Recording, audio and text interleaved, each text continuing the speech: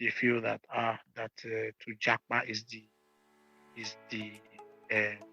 next thing once things don't work out for you in Nigeria. And a lot of them are ill-informed about what they are going to meet when they go abroad. They feel that when they go abroad, that things will be so rosy and better. Our problem is that we have replaced our research in technology with religion. I think, to me, religion is an industry. Those who benefit are those on the top, and those who supply the benefits are those on the bottom. So there are opportunities here that people are not even aware of. The citizens themselves are not aware of those opportunities. When government is spending money on some certain sectors, follow the sector. Right now, as I'm speaking to you, Lebanon does not have a functional currency. They are using the US dollar as a means of exchange in Lebanon. I like that. Anyway, there's a problem. There's money to be made. They lack information and they believe that nothing good can come out of Nigeria. When you have a belief that nothing good can come out of something, even if the good thing is happening in front of you, you see it.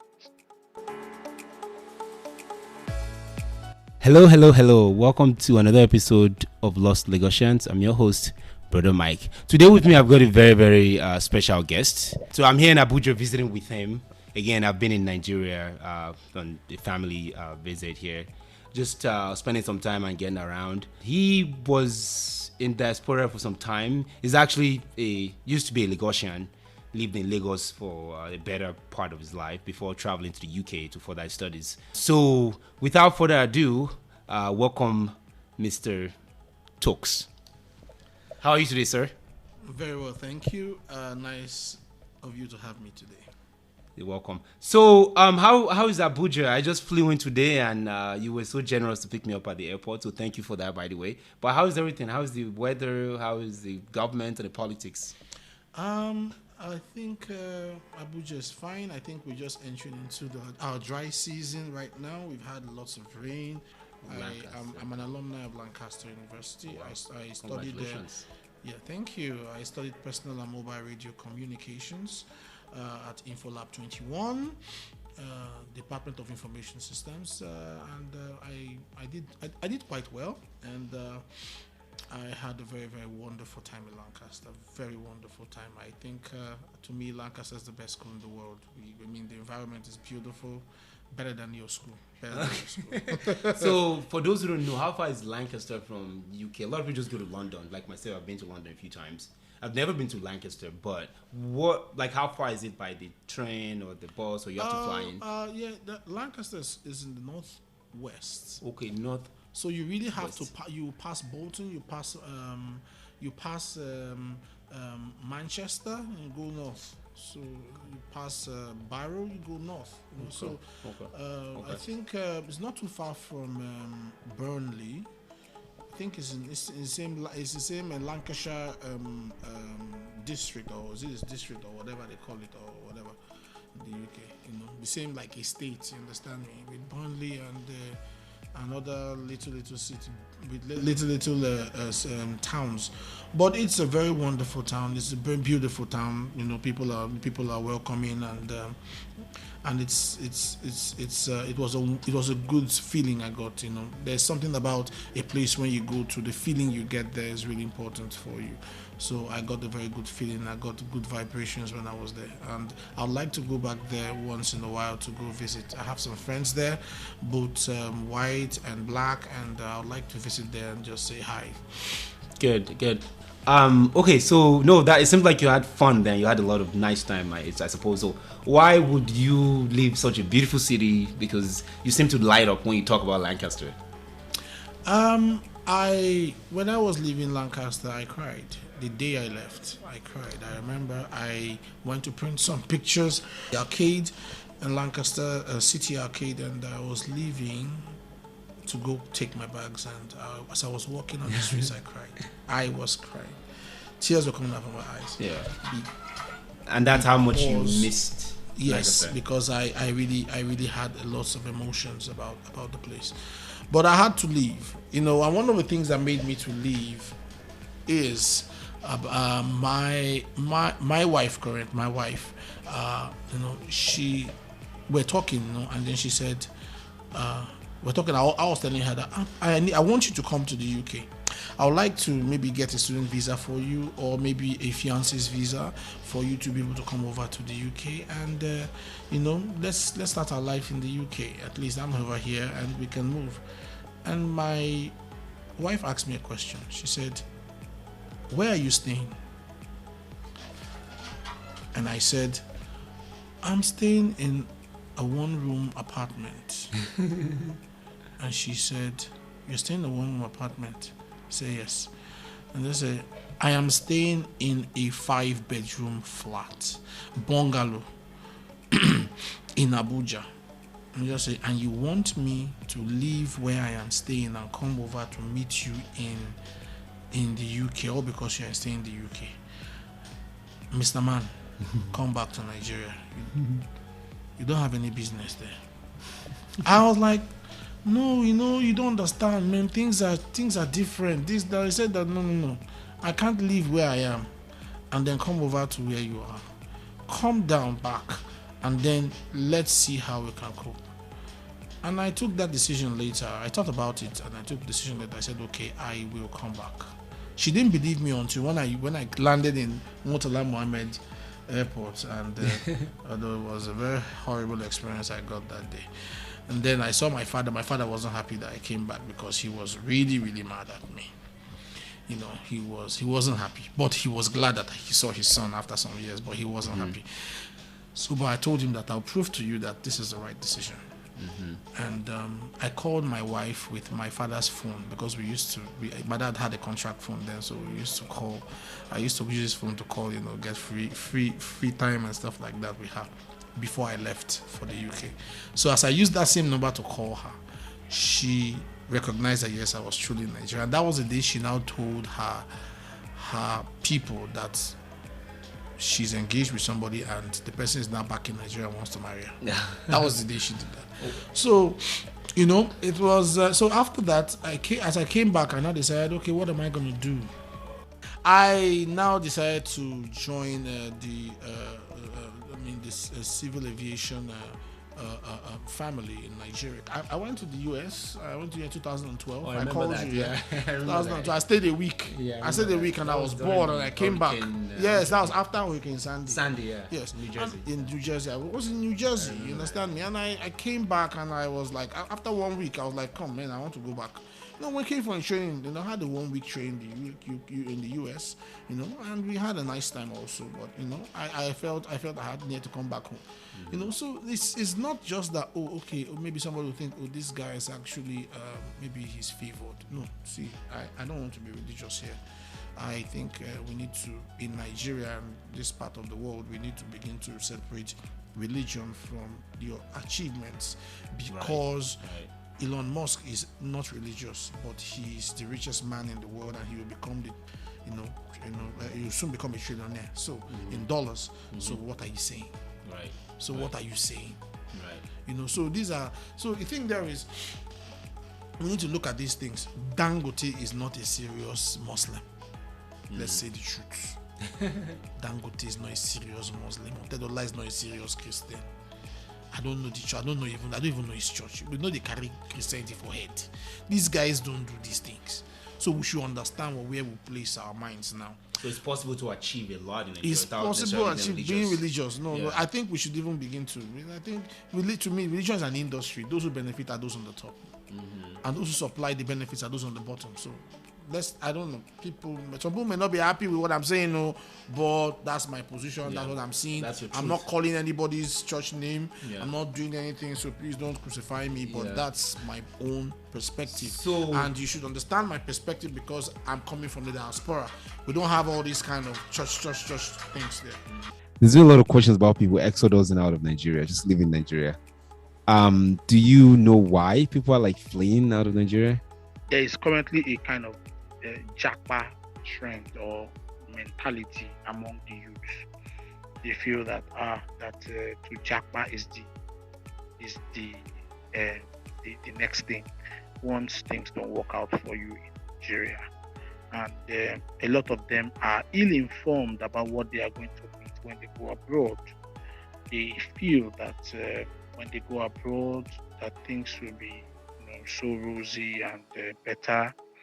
And yes, of course, these other countries are more advanced in technology, and that's our problem in Africa, because our problem is that we have replaced our research in technology with religion, and that's our problem. And I think, and we are stuck in that religion. We are seeing that the religion is not working, but we are continuing to believe that the more we stay with it, that somehow it is going to come true with us. That's what they tell us in church, But unfortunately, it doesn't work. It doesn't work. It doesn't work. It doesn't work because these other countries are actually more advanced, and those of us who are from religious countries are exodusing to atheistic or agnostic countries. So, that's it. But also, we need to understand that despite the fact that a lot of Nigerians are actually moving out to other countries, there are a lot of foreigners that are coming into Nigeria. A lot of foreigners are coming into Nigeria. So there must be something that they are seeing. There must be something that they are noticing that we in Nigeria are not noticing. And the thing there is that these guys are not just coming here to come and get funds, and from our banks and then start something. You understand me? They are bringing funds with them. You understand me? So at the end, just like we are taking funds out of Nigeria, if you want to go to Canada, you have to, get a certain amount of money in your account. You have to build such amount of your money to a certain extent before you can be able to get certain amount of points. Then you can now continue with your process and then get your permanent resident or whatever. But the thing there is that we need to look at it from the real perspective. There are opportunities here that people are not even aware of. The citizens themselves are not aware of those opportunities. And the thing there is this, as I think I told you some time ago, I said, when government is spending money in some certain sectors, follow the sector, engage with people within that sector, invest in that sector. But people don't understand that is how things work in Nigeria. There was a time when government was investing in telecommunications. Everything was about telecoms. And I personally, during that period, I went to the UK. I went for my master's. And when I came back, I only stayed 5 months and I got a job in telecoms. So many people got jobs in telecoms. But the thing is that because people were going into a sector that government was spending money on. And when government is spending money in that sector, private people will also spend money in that sector. And that was how I got a job. So when things started coming down, government was removing their minds from telecommunication and going to invest in other sectors of the economy. You understand me? People started losing jobs basically, gradually and stuff like that. So the telecoms industry right now is not as buoyant as it used to be, although there is still opportunities there if you really want to. But like right now, government is beginning to funded some research on 5G, and they're about deploying 5G in Nigeria. What I expect people to do, go and get trainings on 5G, whether online or probably maybe either optimization, network 5G network planning, blah blah blah. You understand me? How to resolve call failures and on 5G, blah blah blah, and all those kind of things. And then you now add it to your CV and present it to an employer. You would get a job. But people don't think this way. A lot of Nigerians feel that things will fall from heaven. They feel that the way we used to give jobs before, in which when you finish school, you have a first class, and then employers will come to your convocation and come and employ you because you have a first class. That's how it's supposed to be.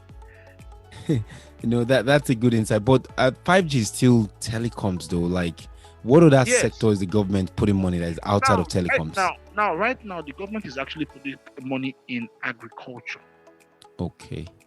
If you remember, some years ago, I think 4 5 years ago, this particular government was talking about stopping importation of rice. And they were giving loans to people, to farmers, for them to plant rice. Now, private people invested in agriculture, in getting rice. Right now, we are almost self-sufficient in rice in Nigeria because big people who have money invested in this. Why did they invest in it if they didn't feel it was needed? They saw government policy was tilting towards that end, and they invested their money in that. They were building places to preserve rice. They were bringing in millers. They were bringing in all sorts of equipment. You understand me? To be able to, debone the rice. Destone the rice, not destone the rice. You understand me? And everything. And right now, at least our rice, I don't think I've eaten Nigerian rice and I've seen stone in it like it used to be in the decades ago. They've gotten better, for sure. Gotten better. And sometimes you may not even know the difference between what Nigerian rice and then maybe from rice from Thailand that we are using. You understand me? So that is what we're talking about. So, people invested in these things. People took loans from banks. You as a Nigerian, you have the ability to take loans from banks and buy and get into this sector. And then you would have been, I remember one of my colleagues was telling me, and there was this guy, he's a colleague of, that both of them went to the same school. They went to the same school in either Usman Danfodio University in Sokoto also. So, the guy looked for job. The guy has looked for job for decades. This mother guy got a job and entered into the public service. He's my boss, my colleague. So he was telling me this some years ago. But his friend couldn't get a job. He was looking for a job. Applied here. And the guy is a northerner. Which some people might feel, they have more privileges than other parts or something like that. But that didn't work out for him. So what did the guy do? And I said, he's going back to his village. Once the guy entered the court, this guy entered his village, and there was a particular area within his village that was waterlogged. So he used the opportunity to plant rice. Yeah. As I'm speaking to you now, that guy is a millionaire, because he started to plant the rice.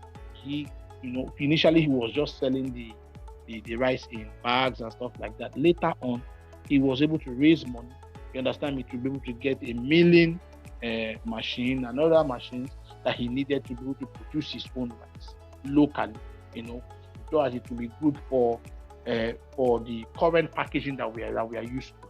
You understand me? The one that he was using was the one that, the previous one he was packaging was the one that they just package inside this Gary bag, you understand me, Bako Spasa, and then they buy it. And there are lots of rice, but I think it comes with the bag is still on it. But right now he was able to remove the bags, clean it up, do everything, he was able to get other machines. And right now the guy is a money. A lot of farmers made money from this administration because they entered into rice farming. There's also an opportunity in ginger farming. But people are not aware. They say, it's farming. Why would they talk about farming? Blah, blah. It's you guys that are in the south that are looking at farming as if farming is this thing. Your rich men have farms. Our rich men in Nigeria have farms. Our rich men in Nigeria have farms. My wife's in-law is a politician. He has a farm and a big farm for that matter. He has his own rice. He has his own rice. He has his own rice brand. He has pure water. He has bottled water. Are you understanding me? These are areas. If you enter into this business, you can never lose. You can never, because the demand is always there. Nigerians eat rice as like I don't know what. Nigerians eat rice anyhow. You understand me? So these are opportunities that some of these Indians, some of these guys from Asia, some of these guys from these white guys, when they come and from Europe, when they come in, they see some of these opportunities, they come in with their funds and come and invest. You would think some of them are owned by Nigerians. No, some of them are being backed by foreigners. And at the end of the day, they're making money. They have also discovered a trend about money. You have to understand the market, the Nigerian market. They've understood that Nigerians like electronics. Nigerians like TVs. Now, some guys are bringing in companies that are abroad. Other brands that were not in Nigeria before, but are now in Nigeria. The guys who are running, that owns the franchise for Hisense and the LG and Maxi and which other company. Where do you think they came from? They are Lebanese guys. Right now, as I'm speaking to you, Lebanon does not have a functional currency. They are using the US dollar as a means of exchange in Lebanon. Lebanon does not have, yes, go and check it out. Lebanon does not have a functional currency. As I'm speaking to you, you tell me that those people are better than us. We are far better than them. But these people came in here and they made enough money in Nigeria. Okay, look at it. They looked at the market, they realized that Nigeria has a power problem. What do we do? How do we invest and make money from this? They start importing generators. They made this thing, what is it called? They made distributorship agreements with Massey Ferguson, with Perkins, with other Cummins, with Caterpillar, with all this. And then they are the ones now importing this. It's Lebanese. JMG is owned by Lebanese. Mikano is owned by Lebanese. They're the ones running this shit here.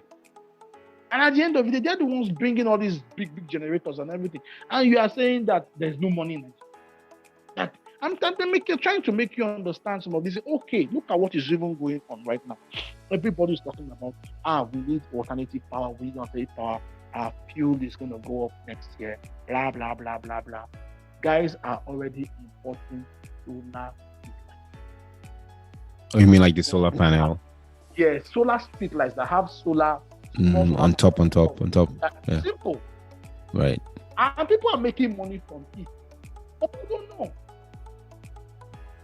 So the issue for those living in Nigeria, what you're saying is because they lack information on. They lack information and they believe that nothing good can come out of Nigeria.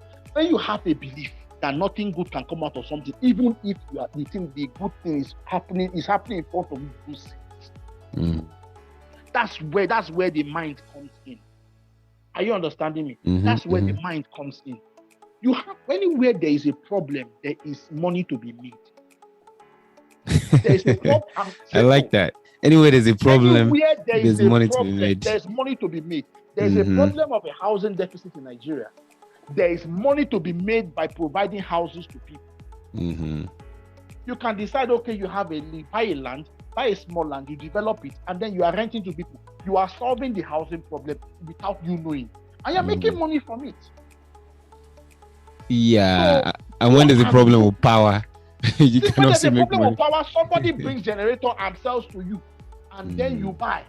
And you are telling me that there's no money to be made, my brother. These foreigners are seeing the problem and are seeing the solution in the problem and are seeing money to be made in the problem from the problem. And you are there saying that you are jackpotting going to abroad. How many of you will ever get rich, except maybe a few of you, that will ever get wealthy to explain as you are wealthy abroad? How many?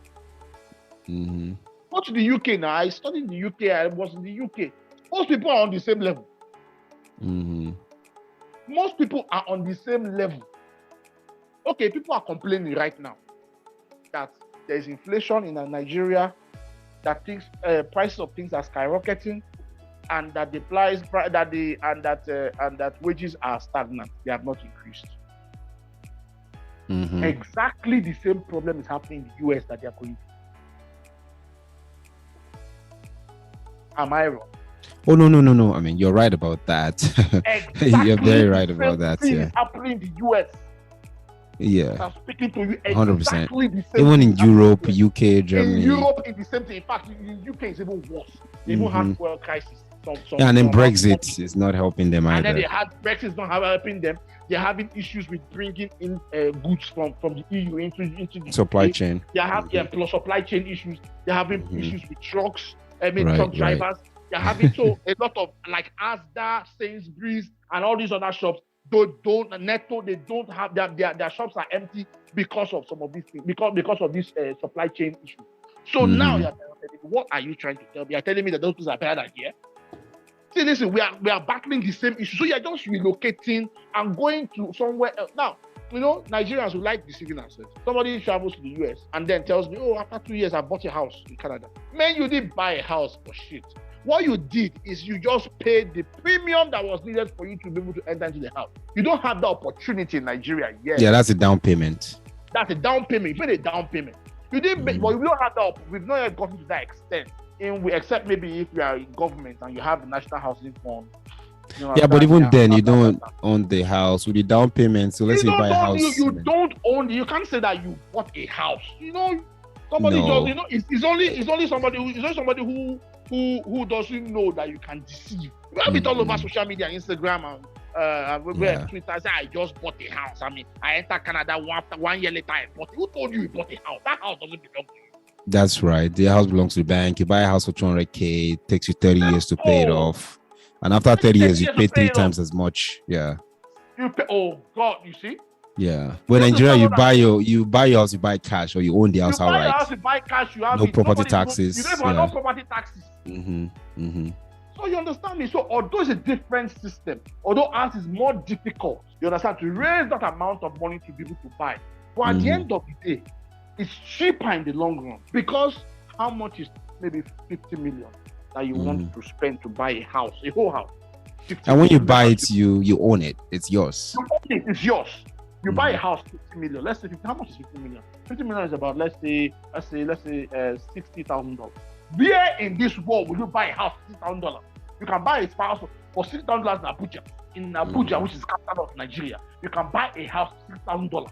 You can buy a house for $60,000 in Lagos, in the island, but you cannot buy a house for $6,000 in the US. A good house of that same standard in the US, you cannot. Because not in 2021. Not the market goes up and down, but not in 2021. Not in 2021. Yeah. So these are the things that we're talking about. So it's lack of understanding where you are, understanding your environment. Because I've seen the two worlds. I just came back from Austria. I went to Austria, and it's very, very wonderful. Austria is a very wonderful place. Very, very beautiful country. I have experienced what we have there. I've been to the US, went to the US, and we have seen what's going on in all this. And I bet you I would really rather prefer living in Nigeria with all our problems, because within the problem is a solution. We have a waste. People are just lazy in terms of how they want to think and do the research. That in Nigeria, because money has to come from government. The way things used to be before, we were doing governance wrongly at that time, but we didn't. Now it was not sustainable. We now decided to change the modus operandi of governance. People are now complaining because it can't continue. It cannot continue. We can't have that. You have to look for a solution. You have a problem within your area, get a solution for it and make money from it. The mechanic in your place is making money from a problem that you have in your car. Are you understanding me? So now, when there is an investment somewhere, go into that sector. That's one key. Number two, when there is a problem, go into that sector. Now, there's a problem. We have a problem right now. Security in some parts of the north. Do you know some people are cashing out by supplying arms to the federal government? Wow. Yes. Some people are cashing out by supplying arms to the federal government. Yes. They sign contracts with defense contracts, blah, blah, blah, blah. They're making money. So when there is a problem, when there's a problem, look for the solution and make money from that solution. That's why I said when there is a problem, go for that problem. Get a solution for that problem. You might need to go abroad to get the solution, in the sense that you look abroad, look at the society abroad, say, what are they doing right that we are doing? Then you now say, okay, this is the technology that they are using to solve this problem. But this technology can work in Nigeria. You bring that technology down and then you make people to pay for access to that technology. Simple. And people will pay. I mean, if it's a good solution. Nigerians are willing to pay. Yeah. If it's a good solution, they'll pay for it. Nigerians are willing to pay. Okay, now, we are having an issue right now. Okay, let me describe one problem that I am challenging the listeners in Nigeria right now, the listeners, to be able to address. Now, we have a problem right now. We have an increase in the price of bread. Increase in the price of bread? Bread, yes. It's everywhere. It's everywhere. Understand? Increase in the price of bread. Bring out a solution that is cheaper and more affordable. And bring out your own brand of bread that is affordable. People will buy it. It has to taste good, though. It has to taste good, yes.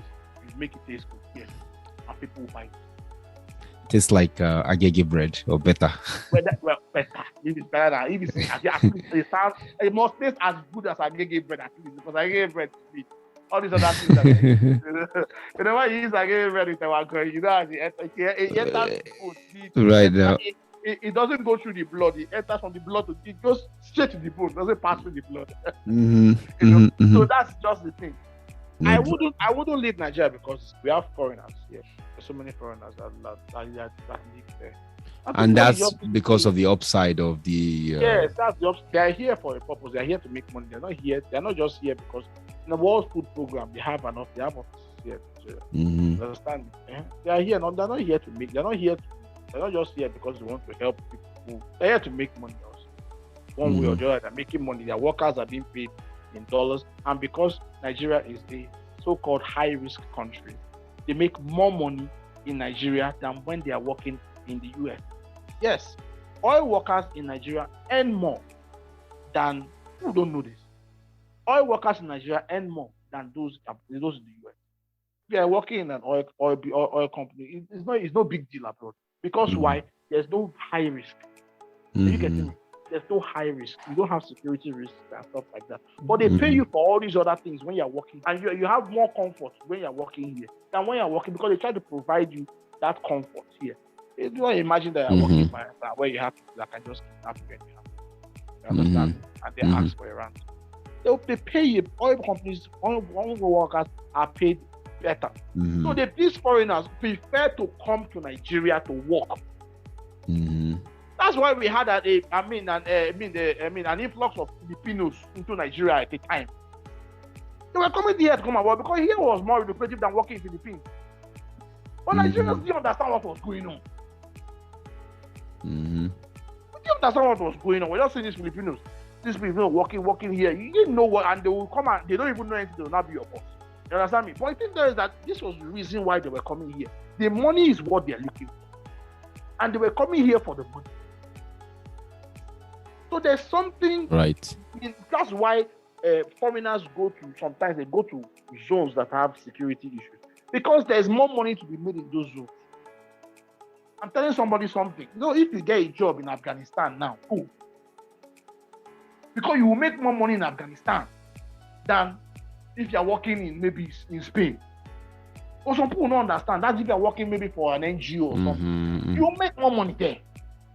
You go to Pakistan, you are working for an NGO, you make more money than if you're working in Spain or you're working in Belgium for that same NGO.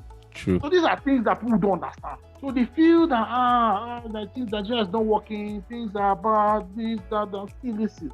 When things are a bit difficult, there's money to be made there. That means that there's a problem to be solved, and there's a money to be made. There's money to be made in those problems. That's the thing. But a lot of people don't understand this. Some people have not gotten that information yet, so they're still working with the information that they have. And when you when you work with deficient information, you get deficient results. Well, that's good. So when you work with deficient information, you get deficient results. So people just need to try to always make sure they get the most up-to-date information. And they also need to know where to go to find that information in order to improve their lives and also make for a better Nigeria of tomorrow. That does it for us here. Sorry about the audio quality. We had to record in 2 different sessions. We're recording here live in Abuja. Thanks for listening. Please subscribe, share, comment, like, follow. If you have any questions or if you'd like to be featured in an upcoming episode, send me a message at my Twitter handle at lostlegosians, or you can send an email to lostlegosians@gmail.com. Thank you for listening one more time. I appreciate it. keep on keeping on. I'll catch you on the next episode.